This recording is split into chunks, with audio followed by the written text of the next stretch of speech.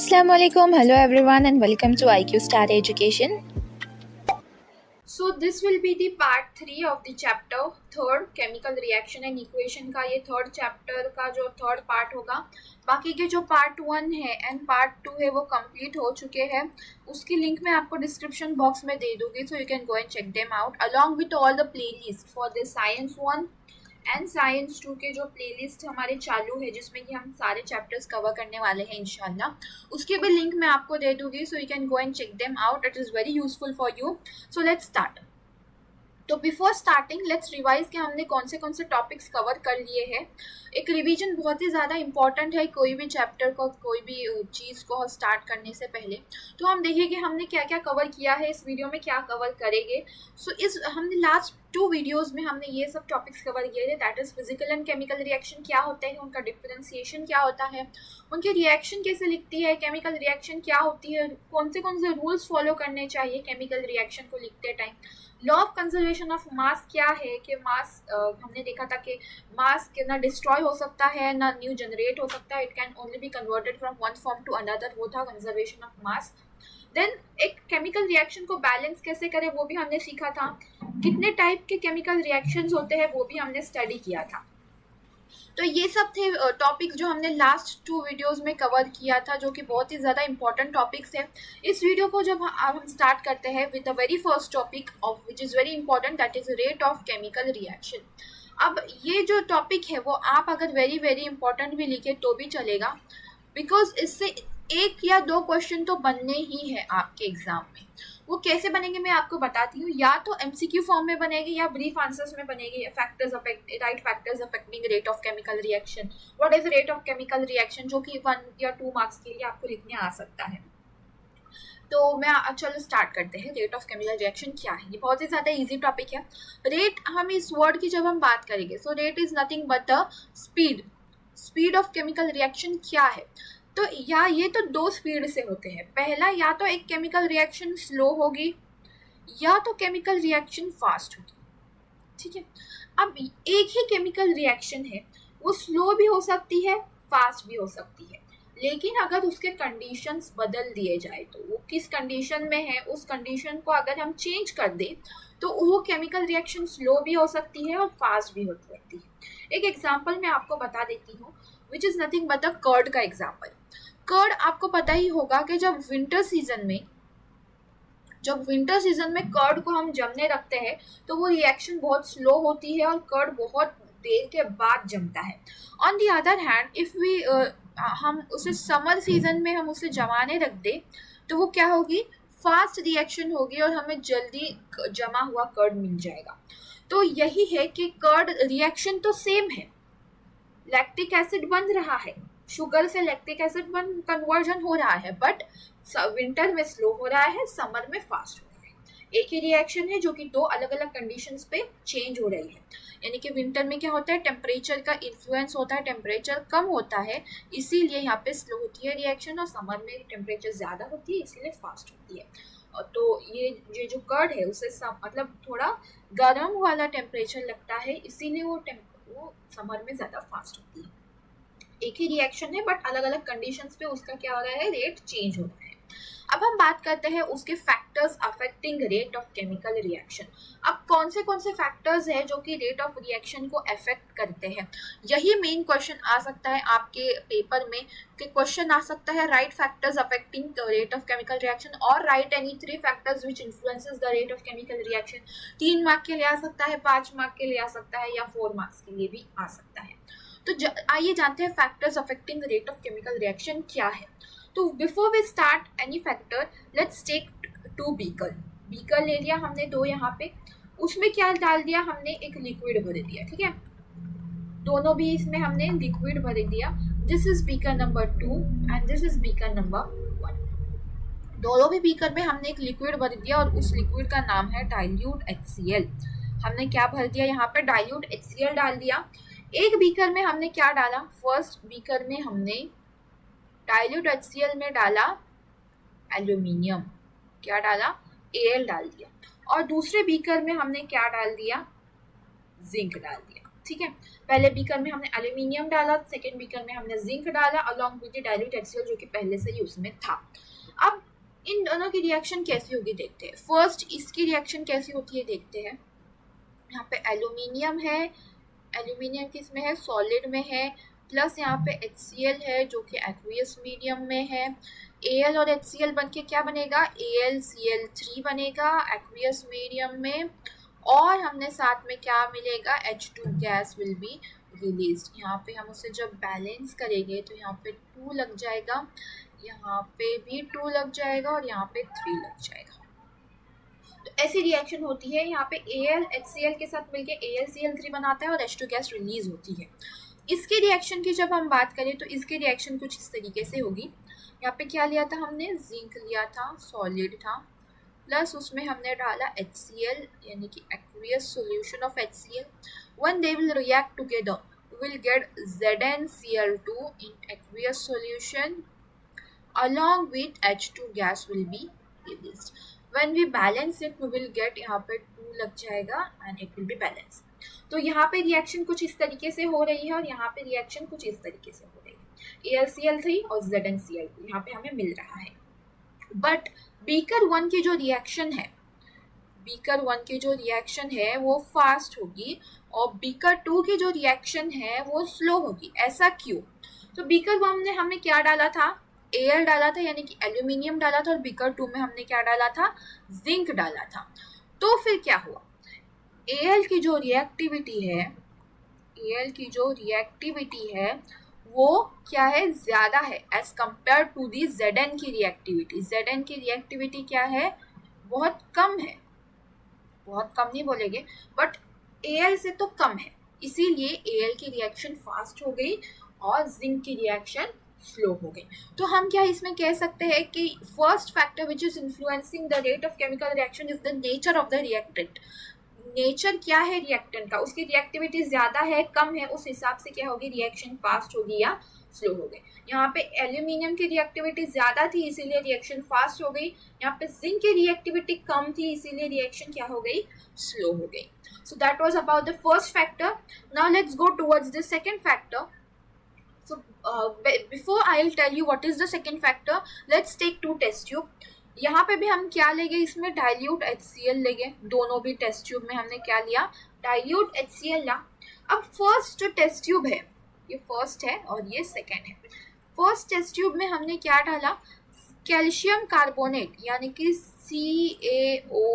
CaCO3 का हमने एक टुकड़ा डाल दिया, एक पार्टिकल डाल दिया। और सेकेंड टेस्ट ट्यूब में हमने CaCO3 पाउडर फॉर्म में डाला। क्या डाला, पाउडर फॉर्म में, डस्ट फॉर्म में डाला।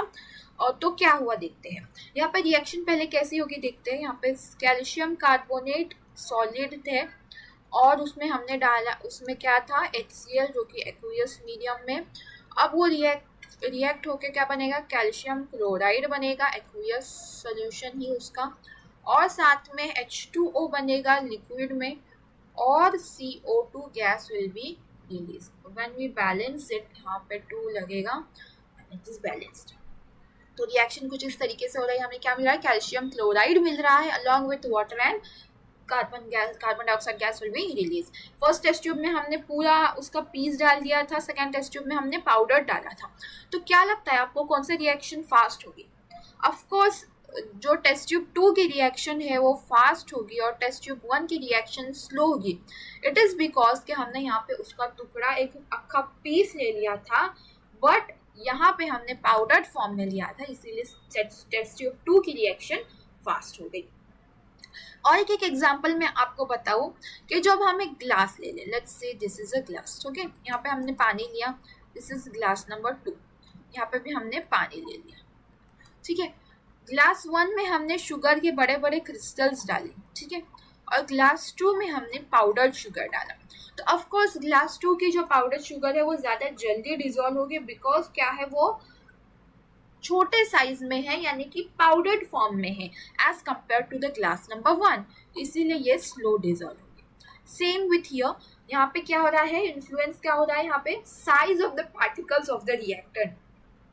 साइज कैसी है, अगर ज़्यादा साइज के है तो स्लो रिएक्शन होगी, अगर कम साइज के है तो फास्ट रिएक्शन होगी। तो second factor which is influencing the rate of reaction is the size of the particles of the reactant.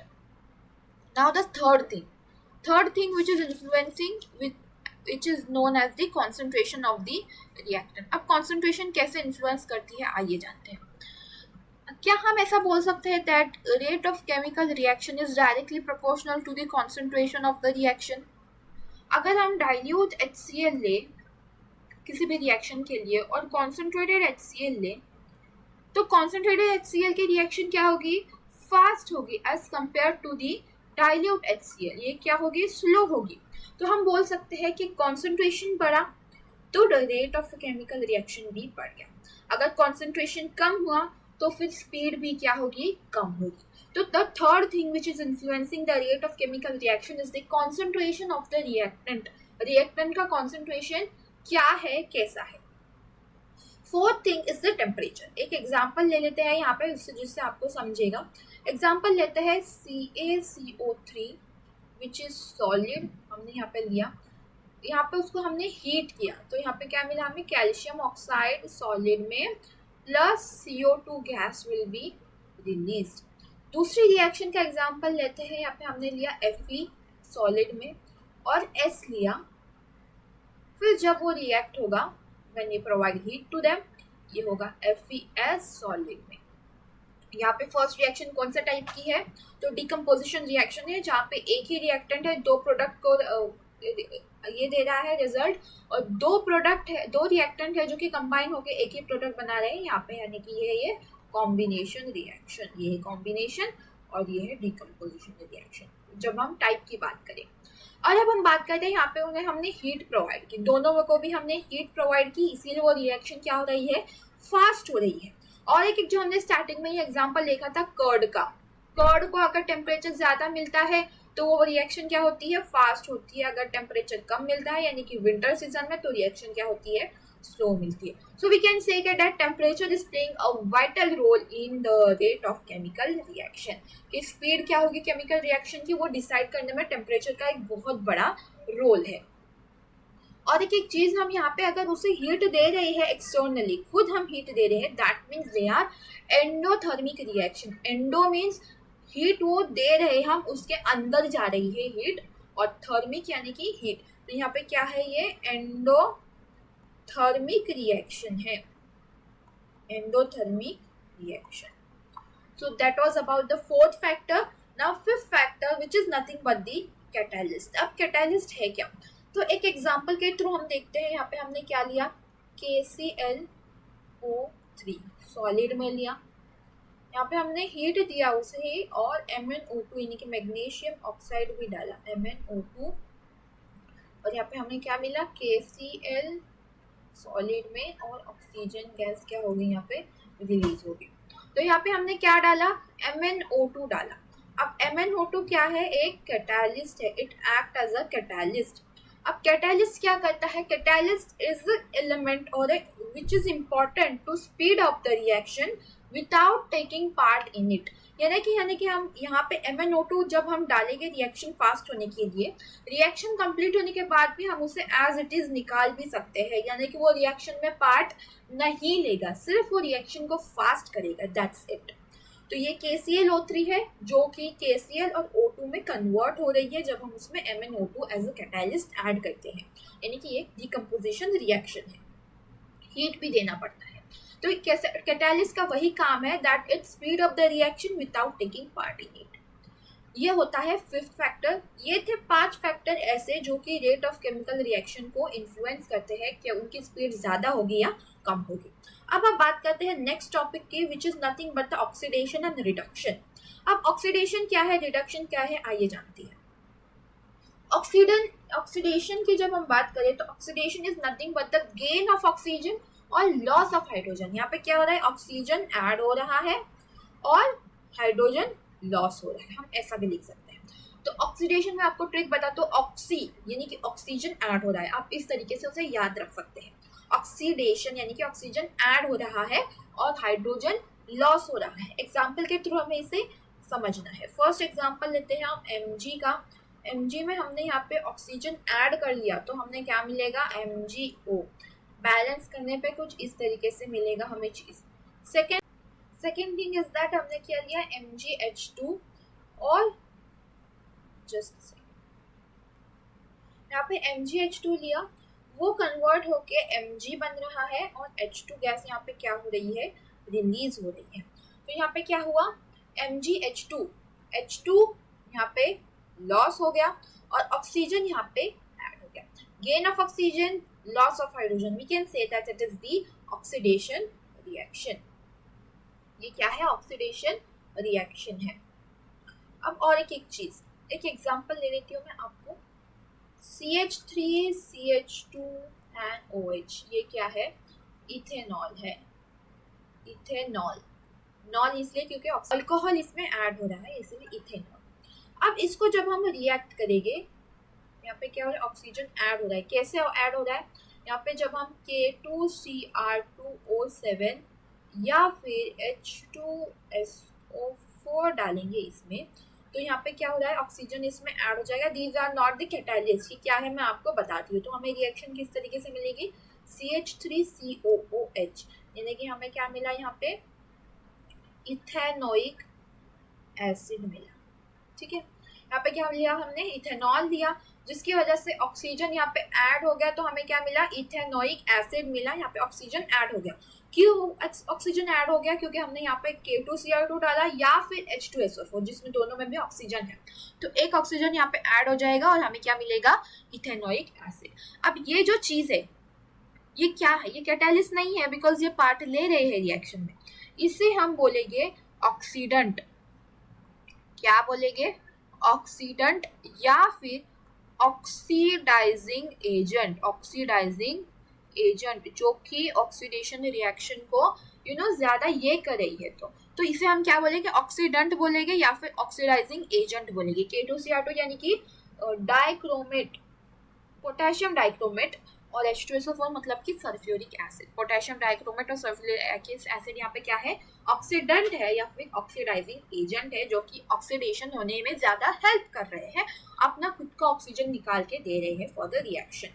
तो ये होते हैं ऑक्सीडेशन और ऑक्सीडेंट या फिर ऑक्सीडाइजिंग एजेंट। अब आते हैं रिडक्शन पे।